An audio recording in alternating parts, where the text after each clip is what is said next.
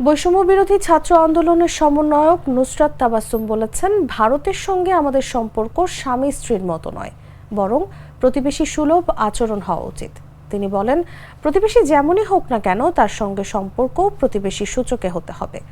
সোমবার সন্ধ্যায় চুয়াডাঙ্গায় বিজয় মেলায় অংশ নিয়ে এসব কথা বলেন নুসরাত তাবাসসুম।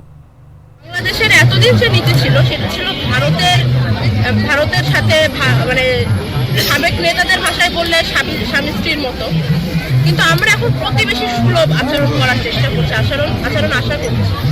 সেখানে বিজেপি সরকার যদি বারবার সেই জায়গাটা অবহেলা করে যায়, এড়িয়ে যায়, তাহলে আমার মনে হয় যে ভারতেরও সাধারণ মানুষের সময় এসেছে নতুন করে বিষয়গুলো নিয়ে ভাবার। কারণ প্রতিবেশী যেমনই হোক না কেন তার সাথে সম্পর্কটা প্রতিবেশী। আমার মনে হয় ওদের এখন একটু নিজেদের সংস্কারের দিকে চিন্তা ভাবনা করা উচিত। এর আগের বিজয় দিবসগুলো কেমন হতো? সকাল থেকে একই ধরনের গান বাজছে, মোবাইলে মোটরসাইকেলে শোডাউন হচ্ছে, খিচুড়ি বিলানো হচ্ছে দলীয় নেতা কর্মীদের মধ্যে। সাধারণ মানুষের অংশগ্রহণ ছিল। এখন আমরা সাধারণ মানুষের অংশগ্রহণটা দেখতে পাচ্ছি।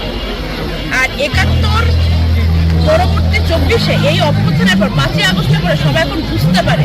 এই জেনারেশন তো ১৬ই ডিসেম্বর দেখেনি, এই জেনারেশন ৫ই আগস্ট দেখেছে। তারা এখন সত্যি বুঝতে পারছে যে বিজয়ের আনন্দ কেমন হয়।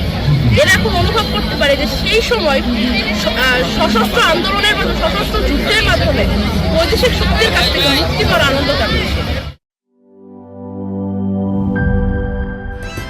Hydrostatic pressure test. আরে পাইপ তো ফ্যান্টাস্টিক। Impact test. দেখেন কত চাপ নেয়, প্রেসার যতই হোক এই পাইপ ভাঙবে না। মাটির ১২৫০ ফুট পর্যন্ত গভীর চাপ নিতে পারে আরএফএল ইউপিভিসি গ্লাস পাইপ। পাইপের বস, না কিনলে লস।